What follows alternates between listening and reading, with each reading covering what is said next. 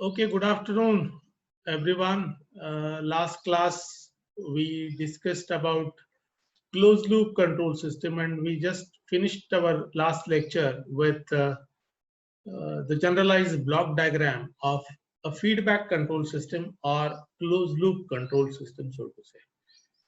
As you can see on the screen, we have this generalized block diagram showing on the left hand side of this generalized block diagram representation the reference input, and on the extreme right hand side you see is desired output or controlled output variable. Okay, and then from the left hand side, if we start our block diagram, we have a summing point or error detector, which does the work of comparison. So that's why it is called as a comparison element. What it compares? It compares the set value with the feedback value or the measured value. Then whatever is the deficit, whatever is the error, that error is suitably modified, manipulated, amplified, and then it is given to your control unit and then correction unit. Then in the correction unit, you might have actuating elements, and then uh, the actuating elements, like if it is a heating system, it will be electrical heater or a steam heater or a furnace. Now, if it is a robotic arm driven by a DC motor, then the actuating element or the correction element would be the motor, which will be rotating further, and the gripper will actually change the position of the gripper, or if the arm position is controlled by a DC motor, then that arm position is altered as per our requirement of the process of the system. Accordingly, the process modifications are done, and then the controlled variable is on the right hand side, that is our desired output. Now, whether I have achieved my desired output or not is verified by my measuring device or a feedback element, and then that feedback element will measure that parameter which is to be controlled, and then it is sent back to my comparison unit where the comparison takes place, and this cycle continues till the error becomes zero. So this is how the closed loop control system or a feedback control system works. Let us see one by one what are each unit. What is this comparison element? The comparison element compares the required or reference value of the variable condition being controlled, variable condition being controlled, and with the measured value, and that is being achieved, and produces an error signal. In simple words, whatever is my set value, the comparison element reads that set value, it reads the feedback value, it compares both the values. Uh, if there is a negative feedback, it is subtracted, and then whatever is remaining is the error signal. So error signal is equal to set value minus feedback value. So this sort of comparison it does. A feedback loop is a means whereby a signal related to the actual condition is fed back to modify the input signal to a process. Taking the same familiar case of a furnace whose temperature is to be maintained at, let us say, 1500 degrees Celsius. I have maybe a thermocouple or a thermistor or an RTD, resistance temperature detector, platinum type resistance temperature detector I have used as a feedback element. That will sense the signal. The feedback loop generates appropriate signal from the system, which can be compared with the set value. Okay, the feedback is said to be negative feedback when the signal which is fed back subtracts from the input value. Now this is very important. What is the negative feedback and what is a positive feedback? At the summing point, as you can see here, either I can have positive sign here, plus sign, or I can have negative sign here. So there is plus here and this is plus or minus here. If there is a negative sign, that means what happens? The feedback value is subtracted from the set value. That is the meaning of negative feedback. It is shown by a negative sign in this quadrant. Okay. And if positive sign is there inside this quadrant, I'll call it as a positive feedback. Both the types of feedbacks are used depending on my requirement and need. Okay. The feedback is said to be negative feedback when the signal which is fed back subtracts from the input value, And positive feedback occurs when the signal fed back adds to the input signal. If it adds to the input signal, it is called as positive feedback. If it subtracts from the input signal, it is called as negative feedback. So this is what is called as a comparison element. See, this is the first comparison element. Then we'll see control element. Let us go to the next element. This is the control element. This decides what action to take when it receives an error signal. Now, in the initial units, we studied the transducers, we studied the manipulating devices or signal conditioning devices. Okay, so this control element is sort of a signal conditioning device also. Now, this decides what action to take when it receives an error signal. It may be, for example, a signal to operate a switch or open a valve. Okay. If it is a flow control system, I need to open a valve. If it is a steam flow control system, I need to open a valve. Okay, so it has to do, it may be for a signal, it may be a signal to operate a switch or open a valve. It may be a simple operation of a switch, which is operated by a relay. Maybe lighting a lamp, closing a lamp. So that is also one of the control actions that is expected. Control plans may be hardwired systems in which the control plan is permanently fixed by the way of elements that are connected together, or these may be even programmable systems. So the control action can be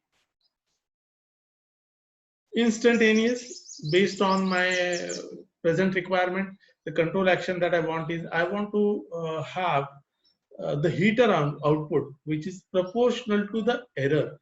So I need to have some proportional controller, okay, in the control element, so that the error is amplified, and if the error is positive, in proportion of that positive error, my controller should generate a proportionate output control signal. Okay, or if my operation is maybe a repetitive sequential operation, right? In that case, whatever will be the changes in the system parameters, those I study beforehand, and then I prepare a program. So my programmable logic controller, or maybe my microcontroller, or maybe my microprocessor, it would work in a pre-programmed manner. If the error is so and so, take this control action. If the error is so and so, take this control action. If the error is, say, C, take this control action. I decide the control logic. So, and accordingly, I program the controller. So, and it will be in the auto mode, auto execution mode. Once that programmable logic controller or programmable controller receives the error signal, it just scans through the error signal, and in the set program, it will compare corresponding to this error value, what is the anticipated, what is the expected control action, and accordingly, it will generate a control signal. So it can be either unprogrammed or it can be programmable system, where the control plan is stored within a memory unit and may be altered by reprogramming it. So this control element is very important element in this control system layout. Now the next element is actuating signal. So comparison, error signal is generated, then the control unit, and then the correction unit, or maybe the actuating unit. So the correction element produces a change in the process to correct or change the controlled condition. Now what does it mean? Take the case of a, maybe the same familiar example we'll take, furnace temperature, heat treatment furnace temperature controller. What is the objective of this control system? To maintain the furnace temperature, heat treatment furnace temperature to, let us say, 1500 degrees Celsius is the objective. And that furnace is heated by electrical coil, resistance type electrical coil, maybe of 5 watt or 10 watt, 10 kilowatt, 5 kilowatt or 10 kilowatt, which can generate temperature up to, let us say, 4000 degrees Celsius, just as an example. So that actuating element in this furnace control system is my electrical heating coil. Now, I want to maintain temperature inside the furnace. I have set it the control value to be 1500 degrees Celsius. And I'm using a transducer, a temperature sensing transducer, maybe RTD, platinum type RTD. What it will do? It will sense, it will be subjected to a temperature of whatever is the temperature inside the furnace, and accordingly, if you remember, the resistance of that platinum wire changes. And in my external circuit, which may be a Wheatstone bridge, the external circuit output voltage will vary. Let us say, corresponding to 15 degrees Celsius, the voltage that I'm obtaining out of that balancing circuit of resistance temperature detector is maybe 1.5 volt or maybe 10 volt, 15 volts. Now, what is the logic I'm using? 1 volt corresponds to 100 degrees Celsius. This is the calibration constant I have, right? So, corresponding to 1000 degrees Celsius, it will generate or it will give the value of 10 volt. Corresponding to 1100 degrees Celsius, it will generate a voltage of 11 volt. So at 1500 degrees Celsius, it will generate a voltage. It will give me the voltage of 15 volt. Now this will be sensed by my sensor transducer, which is in this case is variable resistance type RTD. It will send the signal as a feedback signal to the comparison element. The comparison element compares the actual temperature value with the set value. Now, what is the set value? Let us say I have set the value to let us say 1600 degrees Celsius is what the temperature I want inside the furnace. So 1600 degrees Celsius. Now reference input elements will convert that 1600 degrees Celsius into maybe equivalent is 16 volts. I have once again one potentiometer which has got a dial, and I set the value. Same calibration constant I'll be using. So 100 corresponding to 100 degrees Celsius, I'll be setting a voltage of 10 volt. Okay. For 100 degrees Celsius, it will be 1 volt. For 1000 degrees Celsius, it will be 10 volt.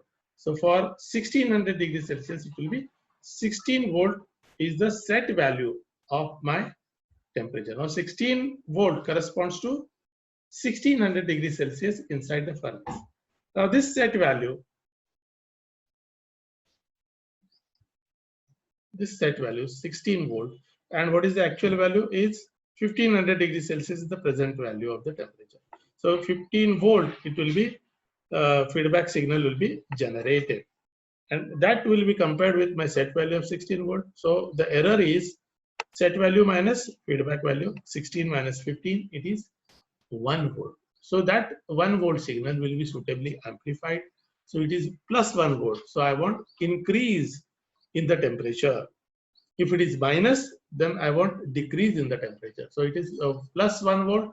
So I want to increase. So a controller will take appropriate action, and suitably the input to the heating coil will be proportionately increased, right? And as the input to the heating coil, which is the correction unit, is increased, the process or the furnace, inside the furnace, I'll be generating more heat and the temperature will start rising. And that rising temperature will be once again constantly sensed by my sensor transducer. It will be fed back constantly. So slowly it will become 1510, 1520, 1530. Accordingly, 15.1, 15.2, 15.3, the voltage will start rising, and then here it will be constantly compared with 16 volt. So the error is reducing. Accordingly, the corrective action will be taken up by the heating element. So this is what is the role of my correction element. Thus, it might be a switch which switches on a heater and so increases the temperature of the process, or a valve which is carrying maybe some flue gases or maybe steam. The valve is proportionately opened and allows more fluid or liquid to enter the process. Depending on the parameter to be controlled, the corrective action will be taken by the actuator. The term actuator is used for the element of a correction unit. So it is also called as actuating signal that provides the power to carry out the control action. So this is the correction element. And then we have the process to be controlled or the system to be controlled. Just coming to the block diagram. So we have seen comparison element, control elements, correction element, then the process or the system proper, whose parameters are to be controlled. So I have process, I also call it as plant element, and we'll be studying the feedback element and measurement element also in this slide. So I have a processor plant element. The processor plant is what is being controlled. The furnace temperature is being controlled. The pressure inside the pressure vessel is controlled.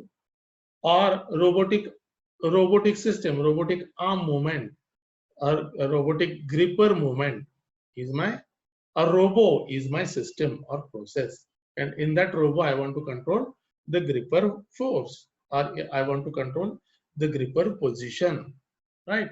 So the process or the plant or the system is the system or the arrangement of the elements whose parameters are to be controlled. The process or the plant is what is being controlled. It could be a room in a house with its temperature being controlled, or a tank of water with its level being controlled. The tank of water is a system. The furnace is my system. The room whose temperature is to be controlled is also a system. The boiler whose the steam pressure is to be controlled, or steam flow rate is to be controlled. So boiler is my system or process, or it is my plant, which is whose parameters are to be controlled. So that is my process or system or plant element. And finally, I have got feedback element or measurement element. Now, the measurement element produces a signal related to the variable condition of the process that is being controlled. As we have taken the example of a furnace control system, this measurement element is a temperature sensing transducer, sensor transducer. It can be either RTD, it can be thermistor, it can be thermocouple. If it is the pressure that is the parameter that is to be controlled, it will be a pressure sensor or pressure transducer. So the measurement element produces a signal related to the variable condition of the process that is being controlled.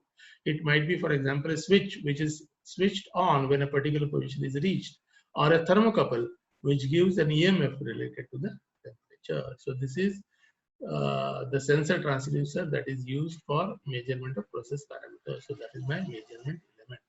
So element identification, let us quickly see an example. Automatic control of water level. Just see that figure. This water level is to be controlled inside this tank. So this is the tap. The water is coming into this tank, and I have a float type of a level controller. What will happen?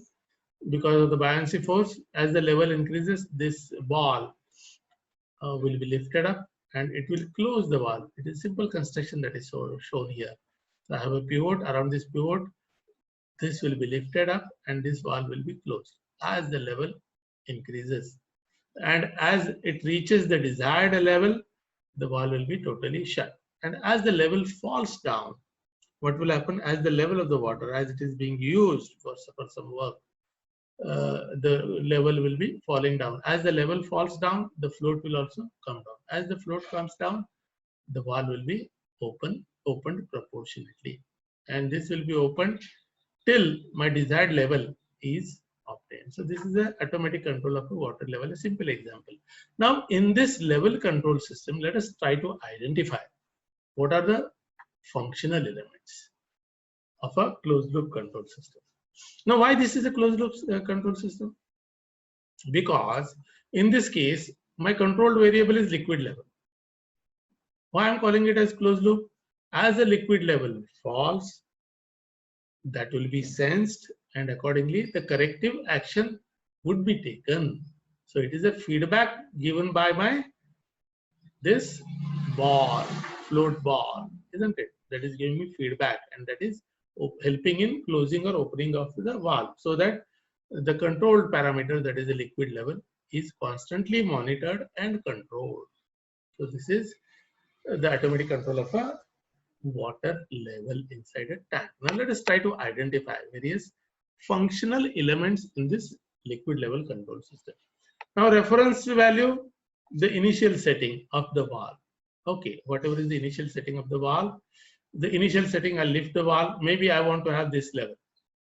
Okay, and I'll be setting my valve opening accordingly. So when this is my ultimate level, let us say, for example, 2 meters. At 2 meter is the water level I want to maintain constantly. So I'll take this float valve here at 2 meters. What I do at that time, I adjust the valve to be closed. Okay, at 2 meters. So once I set it, as the level falls down below 2 meters, let us say 1.9 meters, 1.8 meters, what will happen? There will be slight opening in the valve proportionate to the error. And as the error increases, what is my set value? 2 meter level is my set value. And if the level has fallen to 1.5 meters, the error is larger. So the opening of the valve will be larger.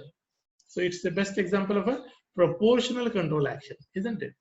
Okay, so the reference value is the initial setting for level. Okay, then comparison element is the lever. The lever works as a comparison element. What it does? It compares the set value with the actual value, right? So the error signal is generated automatically, and the pivoted lever will act as the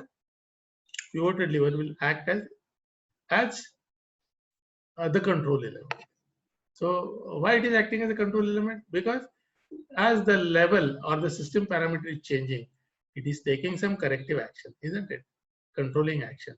It is getting lifted up. It is getting lifted up depending on the buoyant force value. Okay. So pivoted lever is my control element. Then what is my correction element, actuating element? The flap, which is opening or closing the tap or the valve, is the flap. That is my actuating element with the correction element. The flap is my correction element. And then what is the process here? The liquid level or the water level in the tank is the process. Or tank level is the process. And control variable is water level. Okay. So what is my measuring device? The floating ball and lever. The floating ball and the lever are my measuring device. Though we are not actually measuring, but it is doing that feedback work. It need not necessarily be a numerical value. It should generate and then only. It can generate a signal which will help me in controlling the flow into the tank. Okay, so that is my measuring device or a feedback device. What is that feedback device? The floating ball and a lever, and that provides me, so to say, the measured level value that will be compared at the comparator level, and the error signal will be generated, or the correction signal will be generated by opening or closing of the flap. So this is how we can identify various functional elements of a physical system and frame them into reference input, control output, comparison element, control elements, correction elements, process elements, and feedback elements, right? So this is one simple exercise we can have. Through practice, we can identify various functional elements. I think we'll stop for today, friends.